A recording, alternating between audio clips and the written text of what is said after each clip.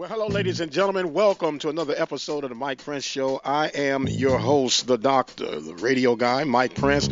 And as always, we try to give you insights of the world of HBCU and beyond. Follow me on Twitter at Radio Guy. Instagram is Radio Guy 22. And of course, the website is obnradio.com.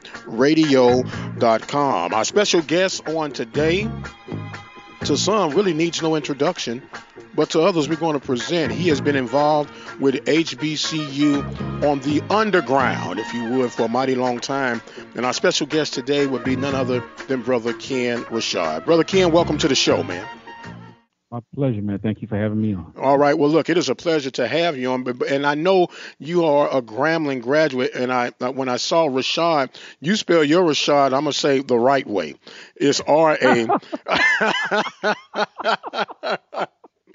You know, I had to get used to that when I came down south. I said, "Hey, how you doing, Mr. Richard? Who you calling Richard?" It's Rashad. So, yeah.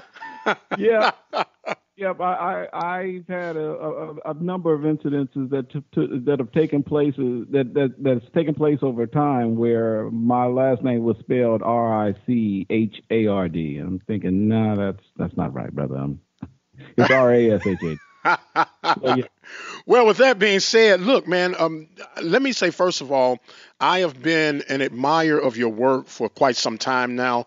I appreciate the consistency of it. I appreciate the flow of the writing. And you can tell, and I'm about to throw a shot at you right now, so get ready. Even though you have that Louisiana Grambling education, you're a pretty good writer, man.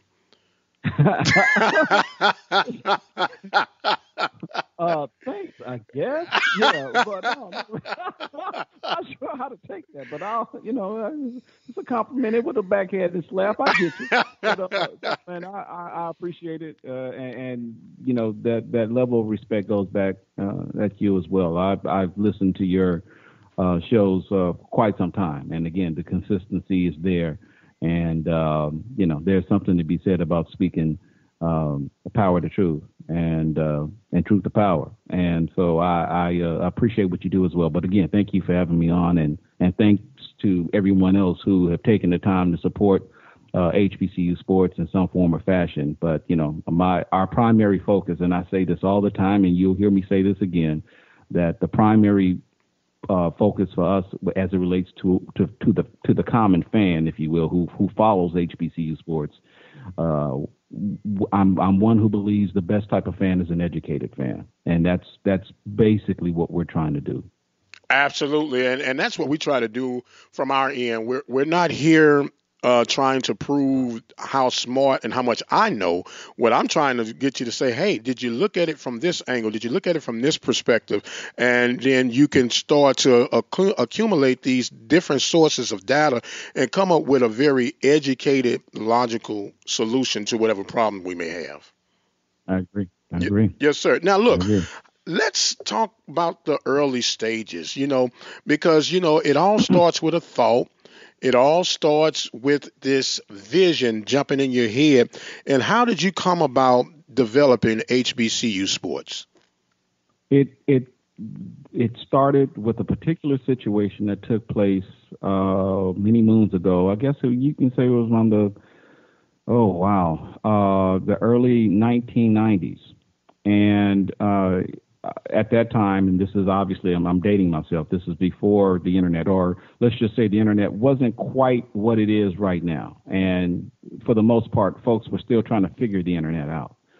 I would pick up the Dallas Morning newspaper every Sunday morning to get the sports section and to get the scores, specifically HBCU sports scores from around the country.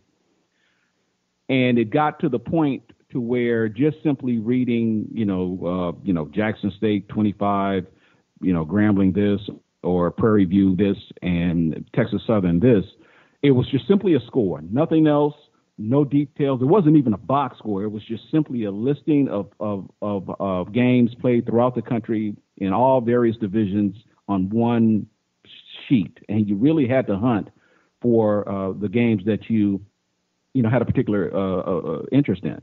And it just got to the point to where I said, you know what, I need more than this. And surely I'm not the only one who feels this way. And so I literally went, and again, I had no HTML or computer experience, if you will. Again, I'm a communications guy. I majored in communications and journalism and so forth, but had absolutely nothing about HTML or websites or anything like that. And I literally went to a CompUSA. That's what they were called back then. Went to a CompUSA store, bought a book, Teaching Yourself HTML in 14 Days or Less, and created my first website.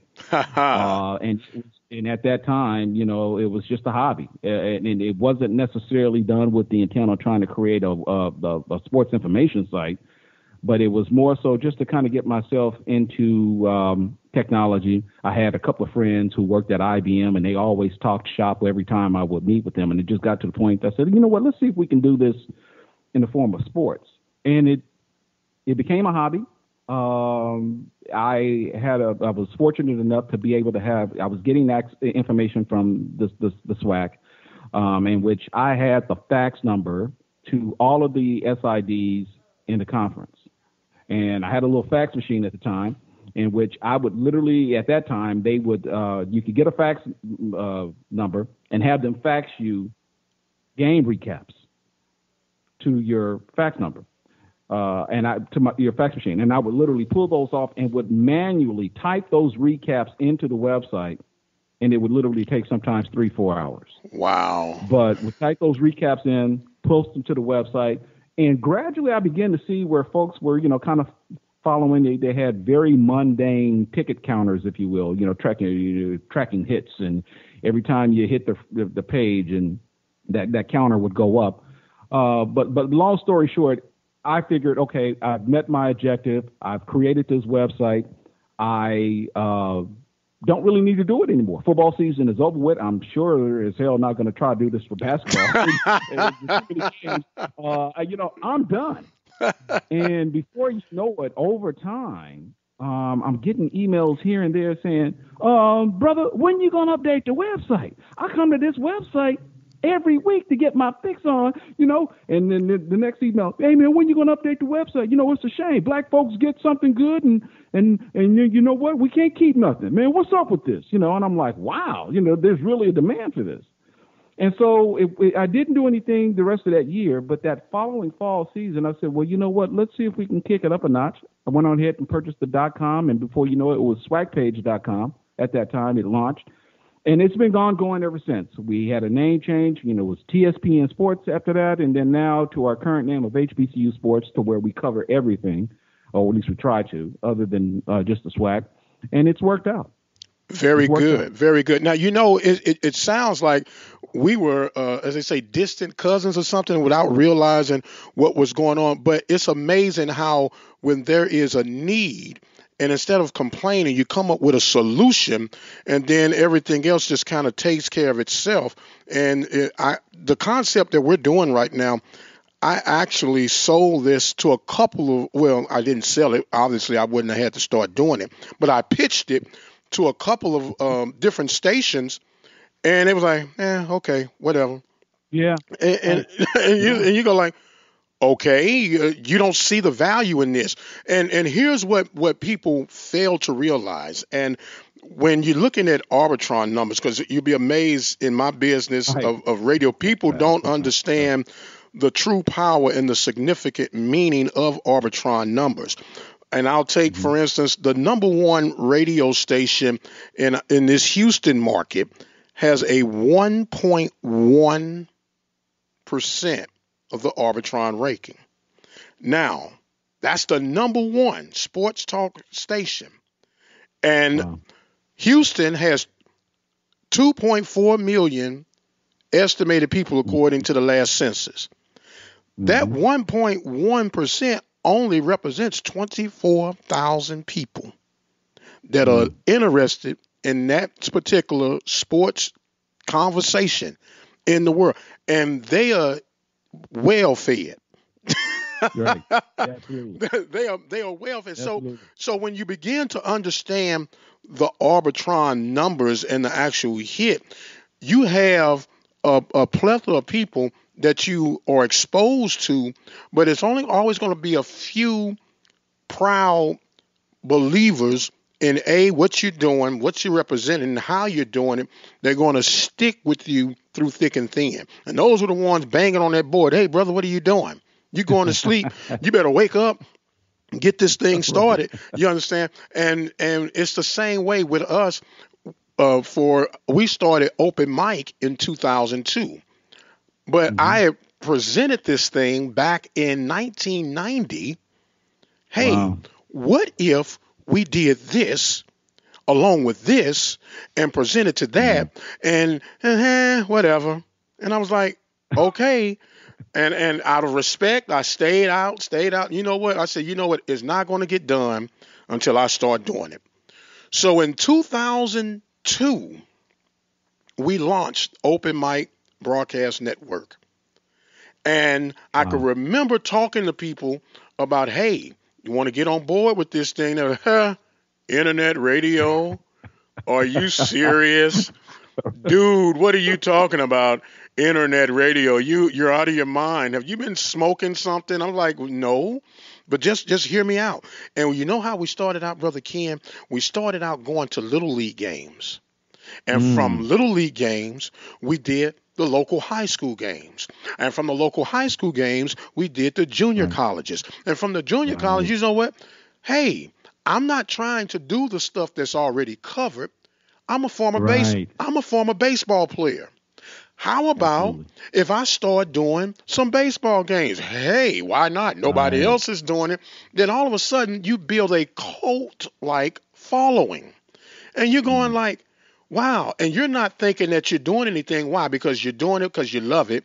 You're doing it because you're Right. passionate Right. about it. You're not even quote unquote doing it for money. Because what is money Right. when you're launching off your vision and your dream, right? It's the passion.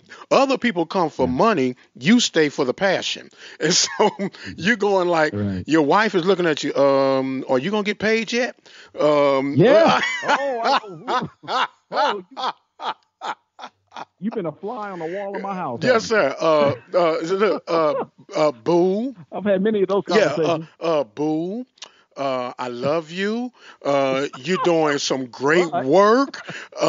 but, But the babies is hungry. The babies, and so when we're talking about this thing, it's totally different when it's your creation, isn't it? yeah, absolutely. And look, people are amazed today, and I'll still tell them for all of the success, and and look, we've been fortunate and blessed to the point to where we can say that we've had we've had some good moments.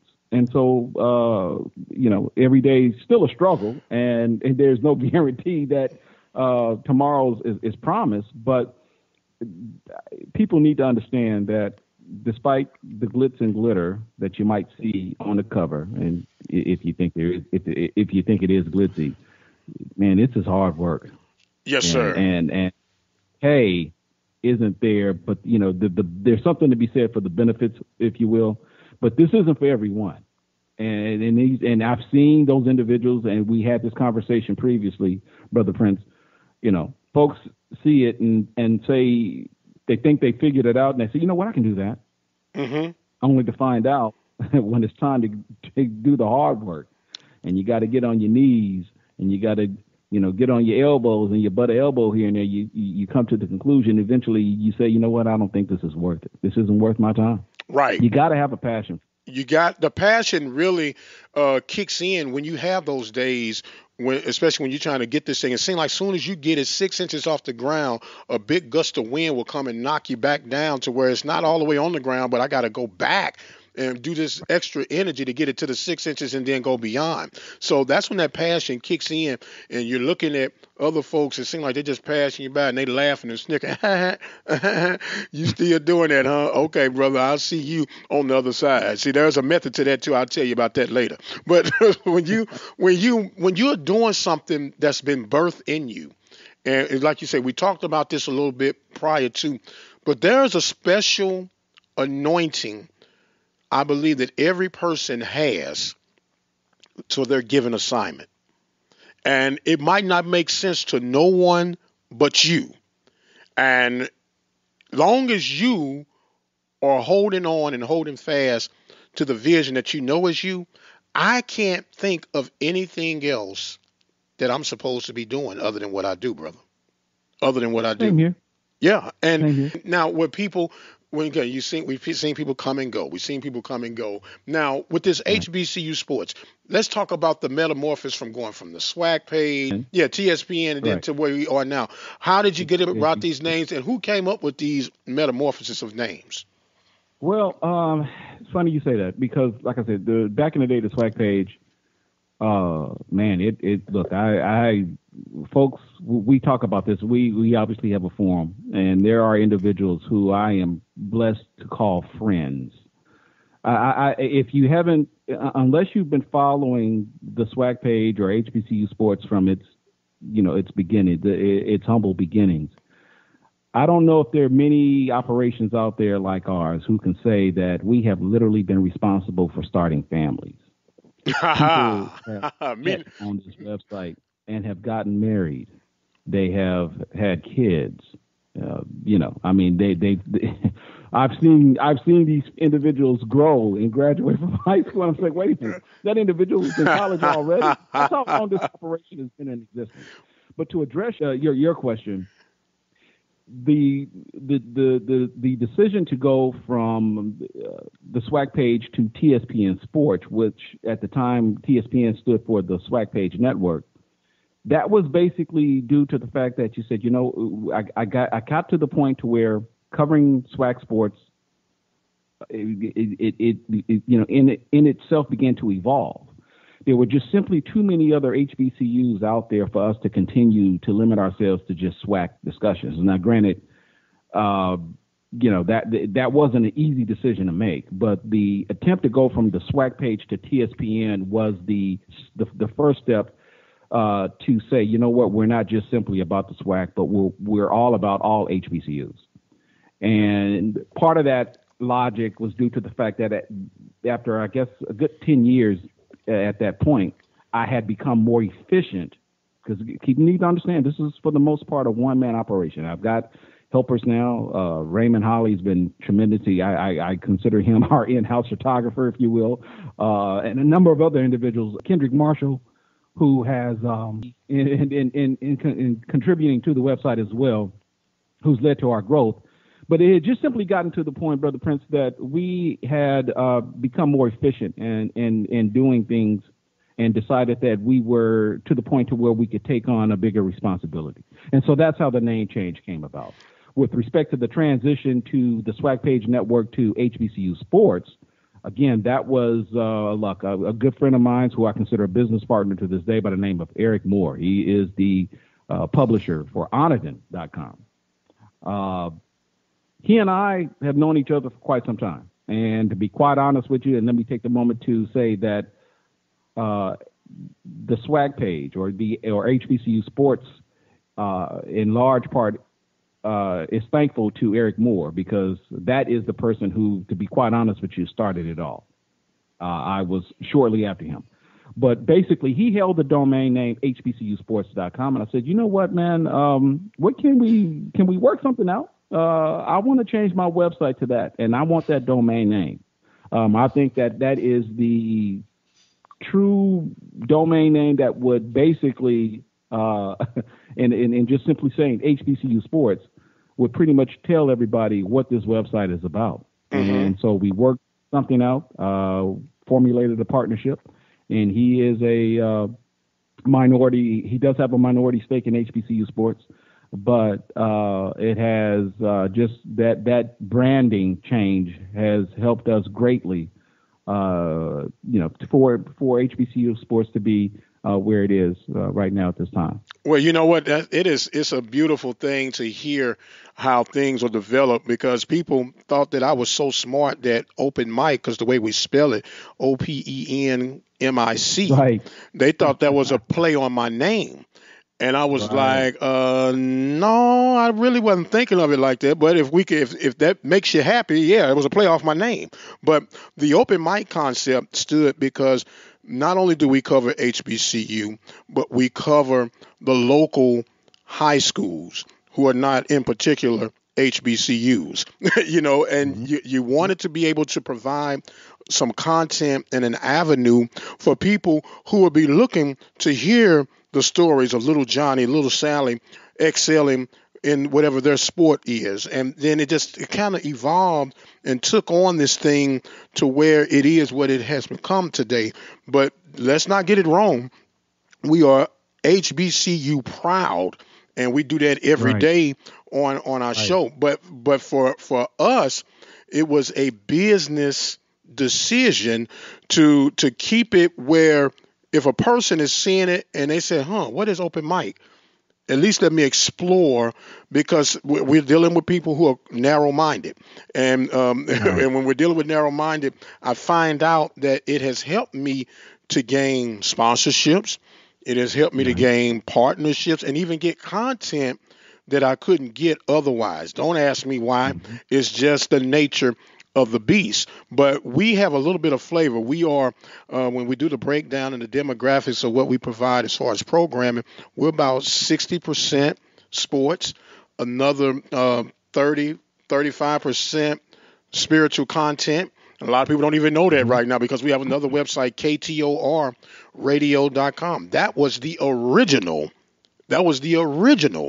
open mic website, and I refuse to let it go right now and what prompted me to go onto obnradio.com, when I would go out to seek sponsorship, folks would say, "Oh, it's wonderful, it sounds nice, but it's religious based."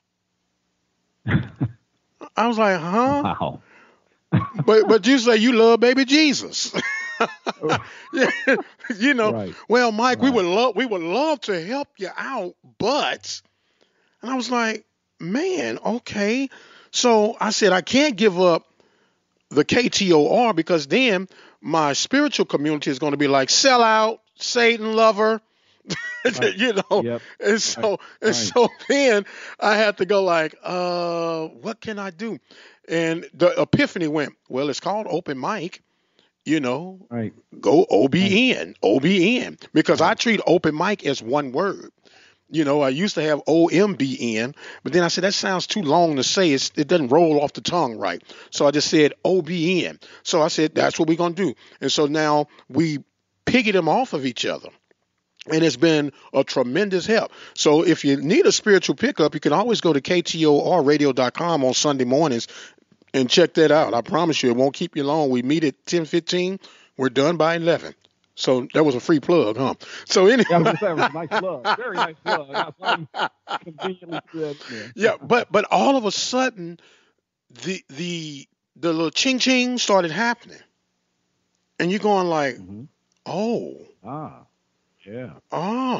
right. There is a separate but equal meaning to this thing.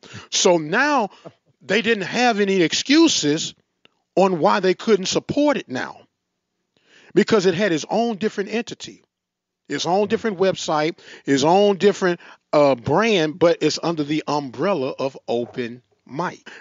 Wow. And so it's amazing how all this stuff develops and unfolds. But I gave enough about the preaching sermon, but still go back to KTORradio.com. You will be pleasantly surprised. Now, Ken, you have to be the master of the balancing act. Give us a day with producer, editor, writer, Kenn Rashad.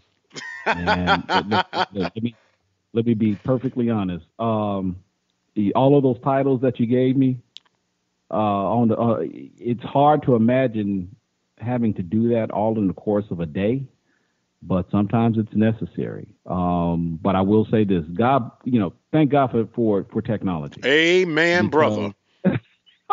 It's because back in my humble beginnings, that wouldn't have been possible. So, we've been fortunate enough to kind of follow to follow the technology curve, to at least make some effort in making sure that we stay current. And because here, when you're one man shop, it's the key to all of this is to be efficient as possible, because you can very easily find yourself caught up in doing one thing for too long, and before you know it, you become very unproductive in the process, and before you know it, your entire day is gone. if nothing else, what I try to do is I try to, if I'm going to end my day, and really, I will either make a list either through my pad on, my Google pad or on my cell phone on something. There is some sort of note that, okay, here are the key things that I need to focus on. If I know there is an event coming up sometime during the week or during the course of the month, I will say, okay, what do I need to do? How did I manage that the previous year versus maybe doing something different this year? What didn't work last year? So again, I'm always kind of talking to myself, if you will, or at least thinking to myself about what can or shouldn't be done with the intent on trying to get I guess the best type of response. The big thing for me that I've got now that I didn't have back in the day is that I can actually monitor how well this information is being received. As a matter of fact, one of my contributors, it's funny, emailed me and had some ideas of some articles that he wanted to send me, and he gave me 3 options. 2 of them were doable. The third one was just a no-brainer. That's not a fit. And the thing is that he wrote something for me similar, and I'm not going to go into specifics, wrote something for me similar along those lines that it didn't work out at all. And so that was the ideal of it in and of itself seemed good on the surface, but being able to track the results and the response of it, it didn't work. And so that in a sense would have been kind of like a waste of my time. It was a waste of his time, and I didn't want to do that. But then the other 2 suggestions that he made sense and obviously would be worth my time and his time. And so, that'll be something that'll be featured probably within the next week or 2. So it's just simply a matter of trying to stay consistent with the things that work versus making the decision to get rid of the things that don't necessarily work. And that may sound very simple, but to be quite honest with you, sometimes that's kind of hard. You have to discipline yourself to be able to do so many things in such a short period of time, to where sometimes those hard decisions to get rid of those things that may be very easy or that may not take a whole lot of time. But if you want to make progress and if you want to continue to excel and grow, you have to sometimes think outside of the box. You have to sometimes try to do things differently. And that's what we try to do. That literally is what I'm doing throughout the course of the day. Sticking with the things that I know will work versus experimenting with those things that I hope will work, versus making the hard decision to get rid of those things that I know won't work at all. I call that the drip drop effect, brother. You got to just keep dripping and let it drop out, and then you're going to get the effect that you're seeking because you're staying constant. Thank God for technology, as you stated. I have alarms going off all day long. Ding, ding. Okay, because that let me know I've done this. I got to get to here. I got to get to there. I got to get to there.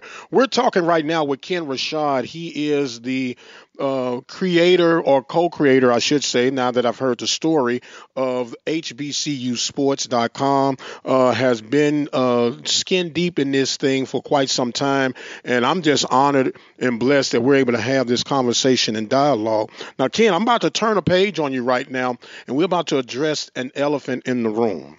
And okay, but let me stop you there before we address that elephant in the room. And I'm just telling you now, I want my credit. There is no co-creator now. There is a minority stakeholder, but I am my official title that I've given myself and that I publish on everywhere. I am the founding editor and publisher of HBCU Sports. Yeah, well, look, there is no co-creator. There was an inspirator. Okay, I be that baby's pappy. Pappy. Right, but I want my credit. All right then. Yes, sir. Right. You got. All right, now. That's I said. I need to correct you on there. That's. Yes, sir. I know how to have reverse, brother. I will reverse that joke in a minute and say, I am sorry. Please forgive me, brother Kenn. Owner, founder, HENCAIC, all that. Thank you, sir. That's right. Now, look, let's address this elephant in the room. When it comes from folks looking from the outside in, they say, oh, man, here you are, your own boss. You're doing your own thing. You set your own hours. Life must be great. But let's address the funding challenges, because it feels great when you got 100+ thousand listeners and everybody is reading your stuff, passing it and sharing it, liking it. But when it comes time, subscribers, funding, underwriters, and sponsors, they're huge to companies like ours, aren't they? Right. Yes, indeed. They are. And as you probably know this, and this is still something that I struggle with right now because, again, I'm a one-man shop. So outside of the editing and the publishing and everything else that goes along with it, trying to make sure you stay in the know of what's going on at all of these schools and so forth, trying to weigh what's relevant versus what is and so or what isn't and so forth. There is still the primary responsibility of trying to make money and trying to make sure that the website stays funded. So as you probably know, majority of our funding does come from advertising and the banners that you see on the website. But a good portion of it, when we are fortunate enough, comes from and those banners are through partnerships that we have with a number of ad networks who some are essential to our survival. But there's still a side of me through direct connections, game promoters to some of these classics, people who are, I guess to some degree movers and shakers within this particular niche. Those are the people that you try to call upon from time to time and ask about, considering us for, potential promotional opportunities, advertising, and so forth. And that is not a very easy task.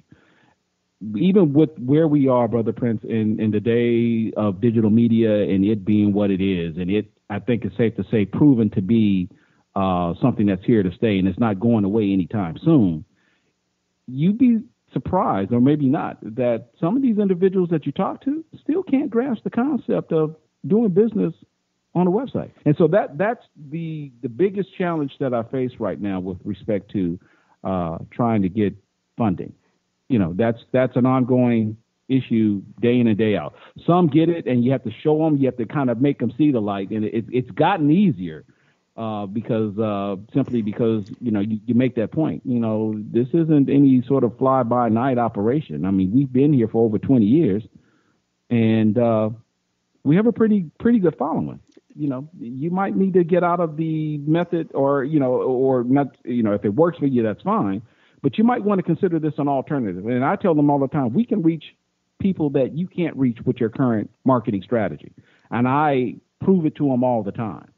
But that's the biggest obstacle that I face week in and week out.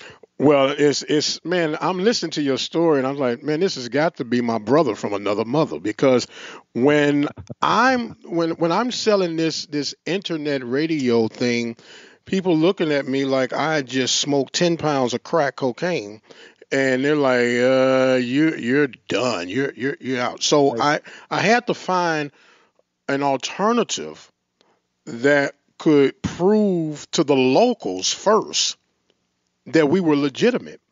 So Yeah. through research and this, that, and the other, we made the purchase of an FM station. Mm. And that FM station was the game changer, because now I can say, hey, go to 87.9. We started out at AM 1690. And AM 1690, I loved it. Was absolutely great. But then I realized a lot of people don't have AM radios any longer. And Right. then we transferred over to FM. And so then what starts happening? I guarantee you could check right now, and this will be a little quiz for you. 5 of your buddies right now, you call them and say, hey, man, other than your vehicle, do you own a radio in your home? Mm. Other than your vehicle, Mm-hmm. do you own a radio in your home? What has happened? What has transformed? What has transformed was people receive their information differently now. Right. And in my day, in our day, I'm assuming we're in that same neighborhood. We grew up with transistor radios. Yeah, we did. Well, your transistor radio now has become your telephone. It's exactly right. You got what I'm saying? So Absolutely.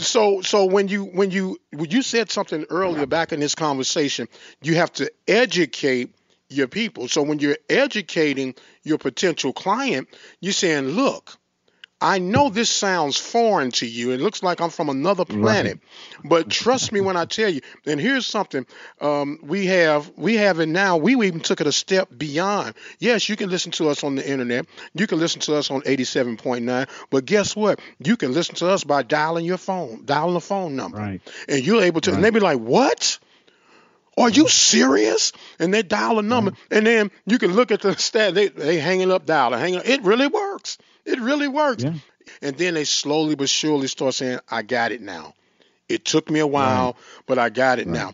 With technology, I'm able to be anywhere in the world, not just in the country, not just in the county, because what happens to that big radio station? His signal runs out. When his signal runs out, what do he say? Hey, go on our app. What is the app? It is nothing but internet radio. What is Right. XM radio? Internet radio on steroids. What is Exactly HD? right. What is HD radio? HD radio is the answer to internet radio that's literally suffering because most of the people don't even have an HD radio. Right. So it's boiling down to they're making cars now with what? Internet radio Internet capability. radio. so Absolutely. so believe it or not, brother, and I'm not trying to toot my horn, but I'll toot your horn. You're a trendsetter.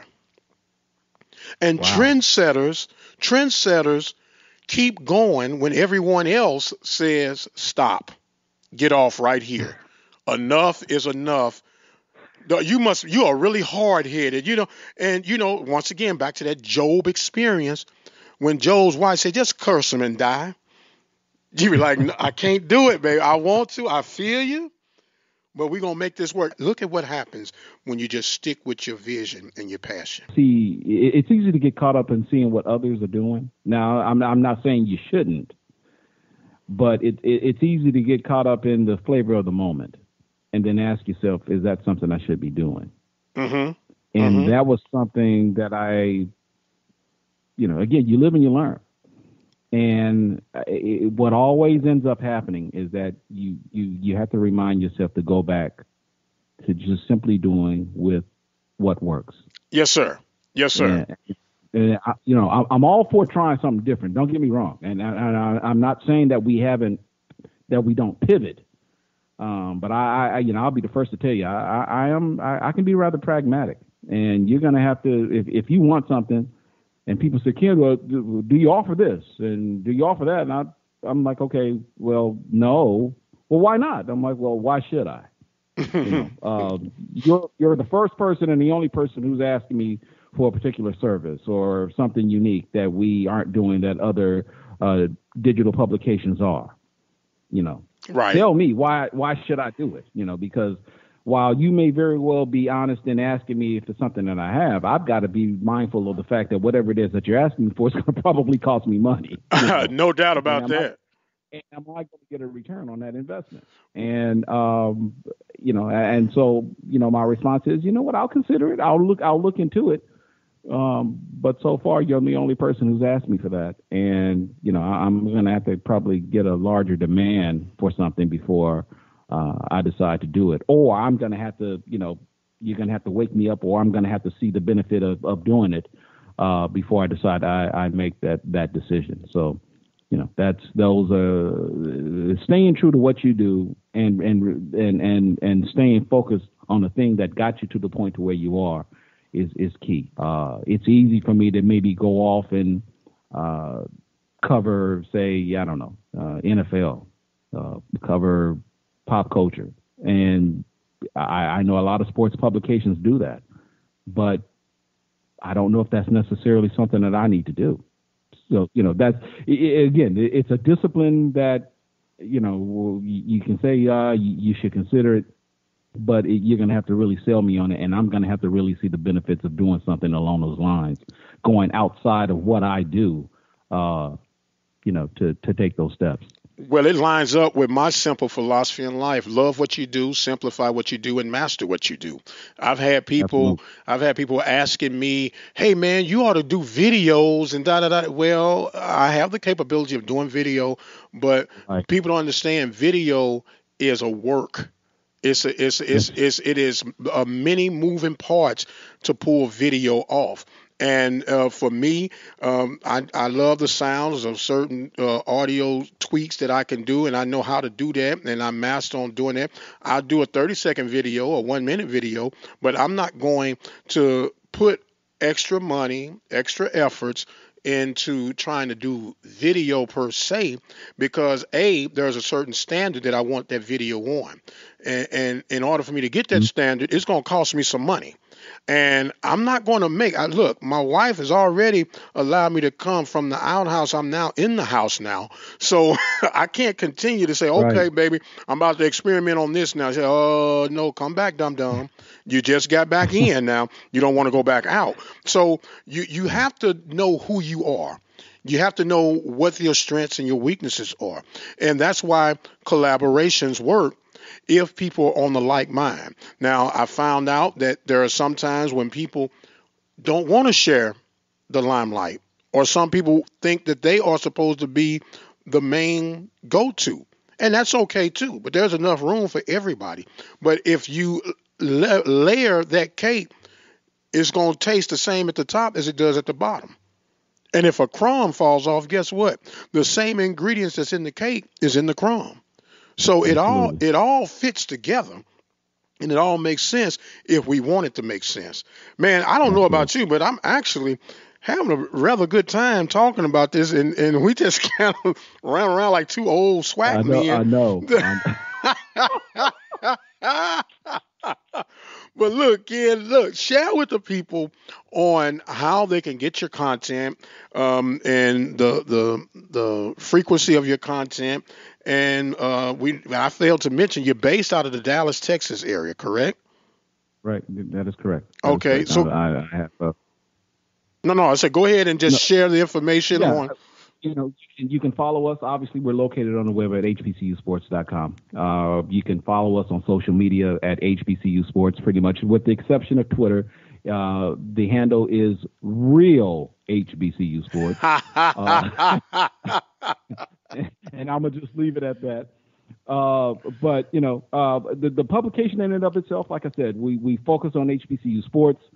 I wouldn't necessarily call us a daily publication, but we do what we can to make sure that we update the publication as frequently as possible. Of course, as we head into football season, which is the absolute, these next 3, 4, 5 months are going to be absolutely crazy. Because again, it is HBCU sports, it is football, and everyone loves HBCU football.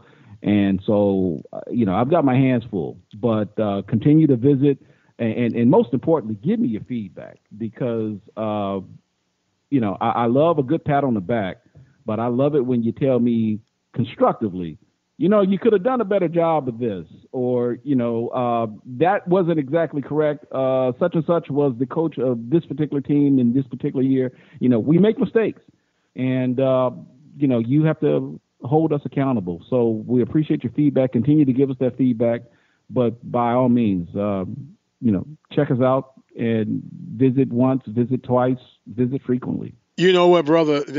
I'm glad that you said that, and that lets you know how passionate our audiences can be. Because I made the mistake, and I called one kid from one place when he was actually from another, and I was looking at it, but I just called it different. Boy, they blew my inbox up. No, that's not where I was. Thank y'all. That lets you know they're paying attention. That lets you know they're Exactly. reading. So you, Right. like you say, Right. you Let me know. take that as Right. constructive criticism, and you keep Right. right on rolling, brother. I gotta get your predictions before we get out of here, man. They're bringing a Mhm. championship game back. And I want to know, who do you think is going to represent the MEAC and the SWAC? And then, I want to get even down and dirty with you. Who's Okay. going to win the SWAC championship? Who going to play for the SWAC championship? Wait for the swag. Okay. Which one you want me to address first? Hey, man, whichever one. You're a grown man. You're a grown man up there in Dallas, Well, Texas, holding it down. we'll start out. We'll start with the MEAC and then we'll bring it home. How's that? Okay, there you go. I put it like this, man.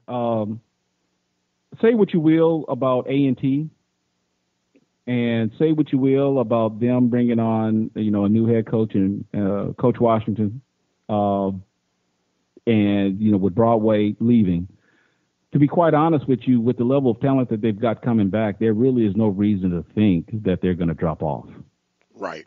Broadway was Coach Broadway. Rod Broadway was extremely confident in indicating or handing the Rams off the keys or giving the keys to Sam Washington. And there really is no reason to think that A&T is going to suffer. And I say that respectfully. Now, I am interested in seeing what a team like Howard will do, given what they were able to accomplish last year in making the noise that they did last year. It'll be interesting to see what Willie Simmons does at Florida A&M now that he's taken on a new program. And but to address your question in terms of who's coming out of the MEAC, I still think that unless I'm missing something or unless there's something, some other reason, there's no reason why A&T shouldn't win the MEAC again and make a trip down to the Celebration Bowl. Okay. With respect to the SWAC, in terms of who the two teams will be. I already know where this is going. You know what? Yeah. And I'm going there, but I'm being honest. Oh no, I know. Right. But until someone can give me a reason why Grambling won't repeat coming out of the West, I got to give it to Grambling. The East is going to be interesting because I don't know if Alcorn can pull it off again. My dark horse from the East is Jackson State. Don't ask me why. State. Don't ask me why. Look, I don't disagree with you, and I say that because I don't know. I like Coach Hughes. I really do. I like him as a person. I said this to a Jackson State supporter, and they shot me down because I said that while it may not necessarily show on the field, I see what it is that he's trying to do, and I respect it. But I think it's safe to say that this is the year that he's going to have to put it all together. Yes. He's definitely on the clock. He's definitely on the clock. This is the year that he's going to have to put it together, and I personally hope he does well because, like I said, I think he's a humble guy, good guy, and I know he's under a lot of pressure there in Jackson to get it done. You put in consideration that they've got a new AD now. Yes. And, so. I don't want to go too far out. The season hasn't even started yet, but we know what, given where that the football situation is in Jackson right now, given the moving parts as you alluded to previously with the new AD, it's all kind of coming to that point to where the inevitable could happen if things don't change this year. Right. So, right. Yeah. So Jackson State, they can make noise. A&M, with Maynard being there, that's I don't know what to say about that. That's a great hire. I like the hire. I just don't know how realistic. But A&M has been pretty patient. Well, they don't have a choice but to be patient, brother. And my thing is this, and I'm not throwing anybody under the bus, but it is what it is. Do you believe if you're in Connolly Maynard's position, if you're fully aware of what you're about to walk into, do you still take that job? Well, yeah, because again, and I say this with respect to the A&M folks, they've shown patience. James Spady was there for what, 4 years? Yes. And again, when A&M decided to go with James Spady, I thought it made sense.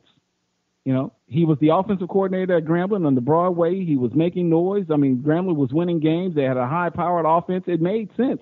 This is the guy we need to get. And it just didn't materialize. Now, I'm going to go there because, and the A&M folks may not like me saying this, but Connell Maynard has got a body of work. You know, Oh yeah. He's proven that he can get it. You know, if Connell Maynard can't get it done at A&M, then that might be a reflection on A&M.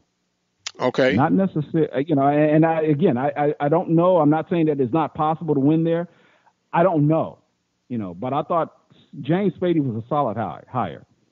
He's at FAMU now under Willie Simmons. Mm-hmm. And given, you know, depending on how things turn out there, I think Spady has put himself in a very unique position to where, depending on how things go with FAMU, he could very well land him another head coaching job someplace else. No doubt. You know, and I felt the same way about Comedy too when he went to Valley. And I still think, and maybe I'm just drinking the Kool-Aid, I still think Comedy has some football left in him. Yeah. And I think he got a raw deal when he left Jackson State. Yeah. Oh, no doubt. But we won't go back in the past. We won't go back. Right. But you know, you know, and I love the Jackson State folks, and they've got there's that tradition there. I get it, and then there are certain schools that just have that have a certain level of expectation that you just come to expect. And I say this because I get it with the Jackson State folks.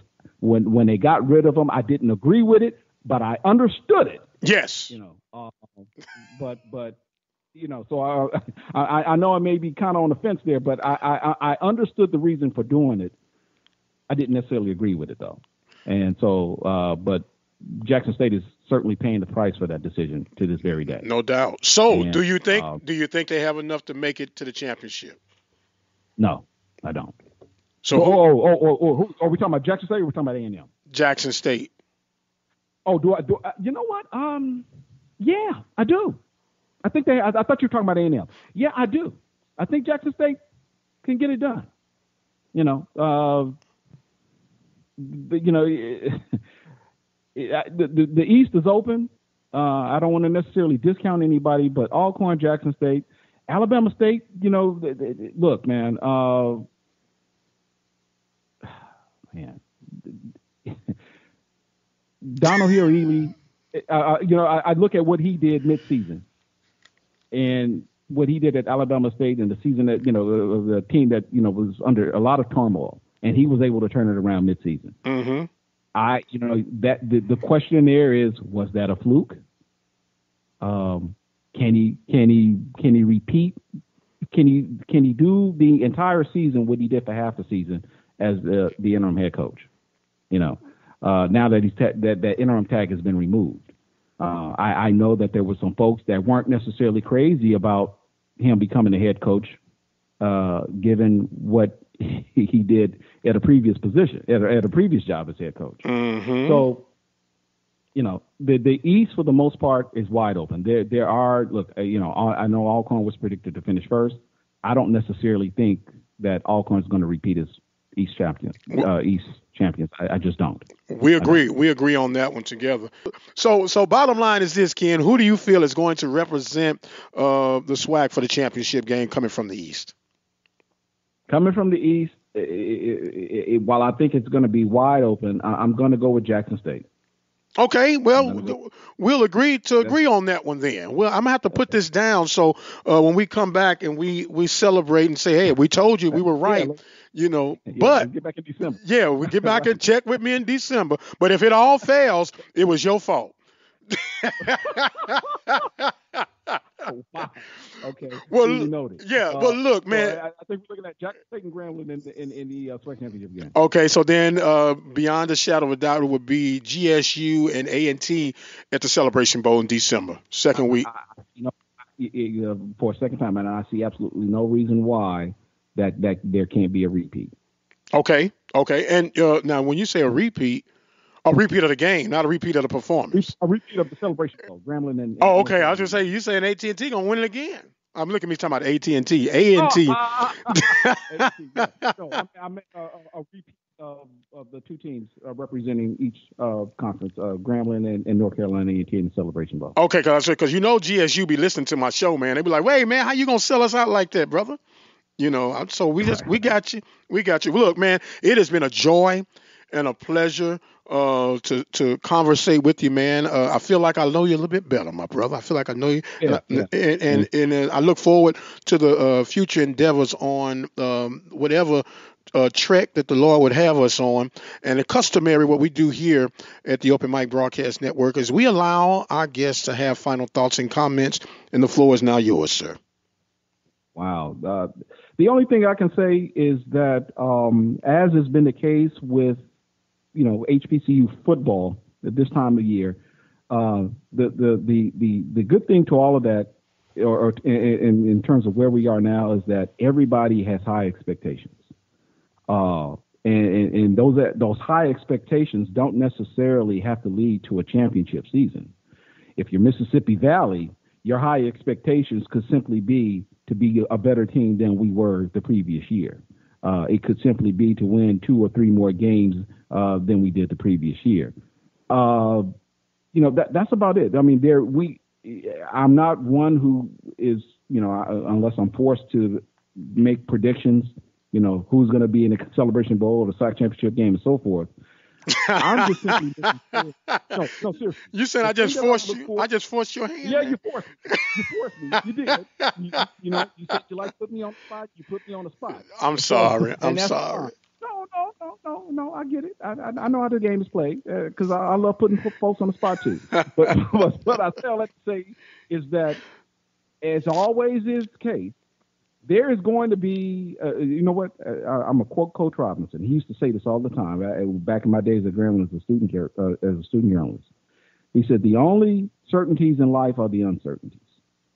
And I am certain that whether it be the SWAC, the MEAC, even the Division II, the CIAA, the SIAC, there's somebody is going to emerge as a so-called surprise team of this year.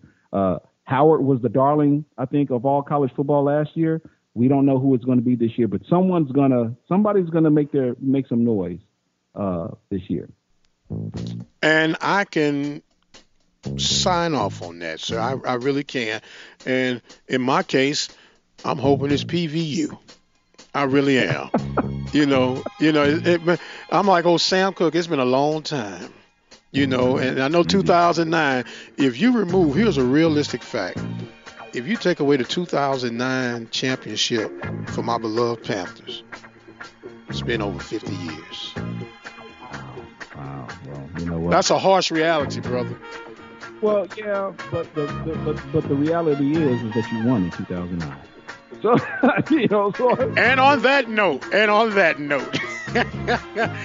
I want to thank you, Brother Kenn Rashad, for being our special guest on today with this special episode of the Mike Prince Show. You can check his website out at hbcusports.com. He is the founder, y'all. He's not the co-founder. He started it, and he's going to finish it. I am the radio guy, the Dr. Mike Prince. Of course, follow me on Twitter at Radio Guy. Instagram is Radio Guy 22. The website, obnradio.com. In the Prairie View community, check us out at 87.9 FM.